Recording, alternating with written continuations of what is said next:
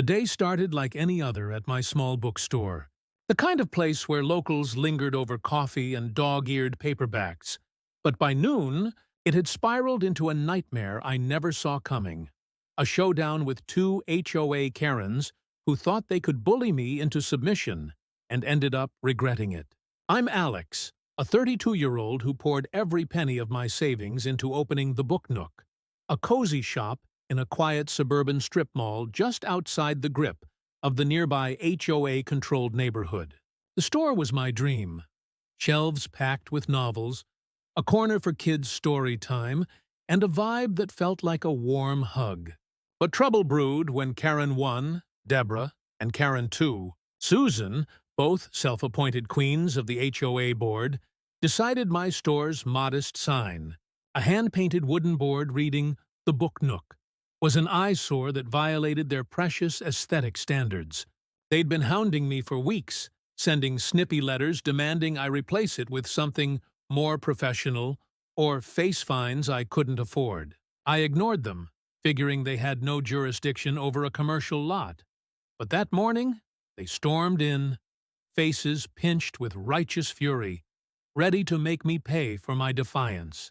Deborah, with her peroxide blonde bob and a clipboard clutched like a weapon, marched up to my counter, her heels clicking like gunfire on the hardwood floor. Susan, trailing behind, wore a smirk that screamed she'd already won.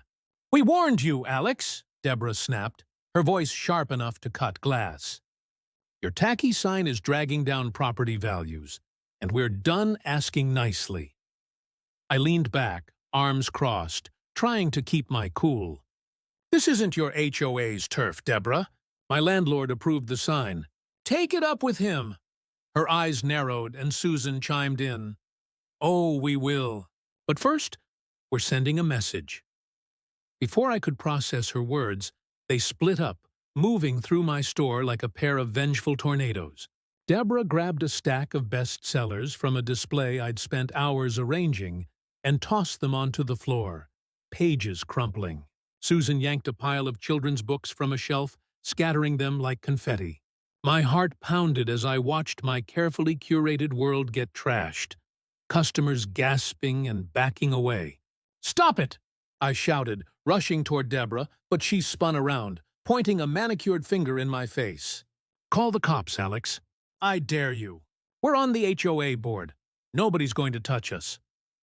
Her smugness hit me like a punch. I felt my face flush, anger mixing with humiliation as a small crowd of regulars watched, frozen. I'd dealt with entitled customers before, but this was a calculated attack, a power trip designed to break me. My hands shook as I pulled out my phone, their laughter ringing in my ears. "Go ahead, call them," Susan taunted, kicking over a chair for good measure. "You'll regret it when we're done with you." I hesitated, my thumb hovering over the call button. The Book Nook was my livelihood, my sanctuary, and these women were tearing it apart because I dared to defy their petty demands. I could feel the weight of every eye in the store, the whispers of "what's he going to do?" hanging in the air. I wasn't just fighting for my shop, I was fighting for my dignity. But calling the cops felt like a gamble. What if they didn't take me seriously? What if Deborah and Susan's connections in the community gave them a free pass? My mind raced, replaying every HOA horror story I'd heard. Neighbors fined into bankruptcy, homes scrutinized for the smallest infractions. These women weren't just Karens. They were bullies with influence, and they knew it. Still, their dare echoed in my head, a challenge I couldn't ignore. I locked eyes with Deborah, her smirk daring me to back down, and something inside me snapped.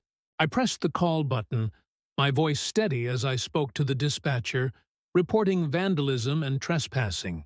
The Karens froze, their confidence flickering for a split second before Deborah scoffed. "You're bluffing. You'll be sorry when we sue you for defamation." But I wasn't bluffing. As I hung up, I noticed my regular Mr. Thompson, a retired lawyer with a knack for staying calm under pressure, slipping out the door. He gave me a subtle nod, and I knew he was up to something. The air in the store grew thick with tension, the Karens still tossing books and sneering, oblivious to the storm they'd just unleashed. I glanced at the clock. 5 minutes until the police arrived. 5 minutes to hold my ground, while these women tried to dismantle everything I'd built. My heart hammered, but I wasn't backing down. Not today, not ever. The book nook felt like a battlefield as I stood there, phone still warm in my hand, watching Deborah and Susan revel in their chaos, their smug laughter slicing through the stunned silence of my customers. The police were on their way, but 5 minutes felt like an eternity when two HOA Karens were tearing apart my store, tossing books and knocking over displays with gleeful malice. Deborah, clutching her clipboard like a scepter, caught my eye and sneered. "You think a couple of cops will scare us? We run this town, Alex. You're finished." Her words stung, but I noticed Mr. Thompson slip back inside, his face unreadable but his eyes sharp with purpose. He'd been gone only a moment, and now he was quietly filming the scene with his phone, capturing every book Susan flung and every taunt Deborah hurled. My regulars, bless them, started to rally. Mrs. Carter, a sweet grandmother who loved mystery novels, began picking up scattered books, whispering to me, "Don't let them win, Alex." That small act of defiance lit a spark in me. I wasn't just defending my store. I was defending my community, the people who made the Book Nook more than just a business. I took a deep breath and started documenting the damage myself, snapping photos of the overturned displays and crumpled pages, my hands steadier now. The Karens didn't notice, too busy reveling in their power trip, but I was building a case. When the police arrived, 2 officers, one a grizzled veteran named Officer Daniels, and the other a younger guy, Officer Lee, the mood shifted. Deborah's smirk faltered as Daniels surveyed the chaos, his expression hardening. "What's going on here?" he asked, his voice calm but commanding. I explained everything. The HOA's baseless demands about my sign, their weeks of harassment, and now this vandalism spree, all because I'd refused to bow to their control. Susan interrupted, her voice dripping with fake innocence. "Officer, this is a misunderstanding. We're just enforcing community standards. He's the one causing trouble." But Mr. Thompson stepped forward, holding up his phone.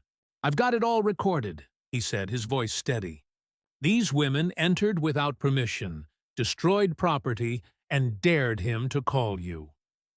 The officers exchanged a glance, and Daniels asked to see the footage. As Mr. Thompson played the video, I saw Deborah's face pale, her clipboard trembling in her hands.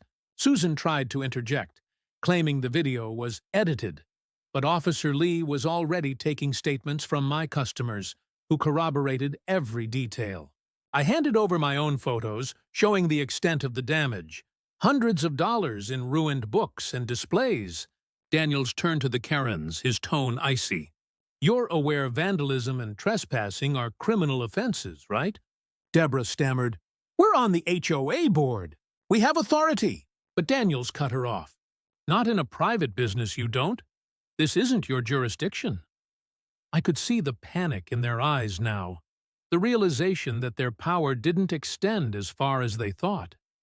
Officer Lee pulled out handcuffs, and I felt a rush of vindication as he read them their rights, citing trespassing and vandalism charges. Susan's smugness crumbled as she sputtered, "This is outrageous! You can't arrest us!" But Daniels wasn't having it. "You dared him to call us, ladies. Here we are." As they were led out in cuffs, my customers erupted into cheers, a wave of relief washing over me. But I wasn't done. With Mr. Thompson's help, I filed a civil suit against Deborah and Susan for damages, using the video and photos as evidence. Word spread fast, and by the next day, the local paper ran a story about the HOA Karen's bookstore blunder, turning them into a laughingstock.